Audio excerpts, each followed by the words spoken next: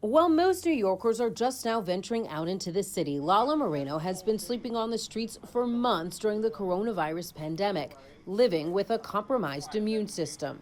I'm scared that one moment something bad can happen to my immune system and I could just crash. But Moreno still feels safer spending the night on this tiny stretch of a sidewalk than in a dormitory-style shelter. The advocacy group Coalition for the Homeless says the coronavirus death rate for New Yorkers in shelters is 61% higher compared to New Yorkers with homes. The organization also says unsheltered homeless may face an even greater risk of dying, and many groups that provide help are temporarily shut down or are not able to operate normally.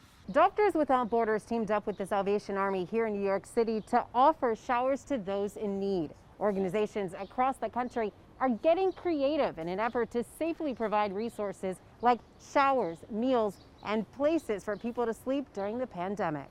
A few people have told me that this is the first shower they had in like 2 or 3 weeks. That's both heartbreaking and heartwarming at the same time. Yeah, it feels good to be able to provide it, but really we shouldn't have gotten there.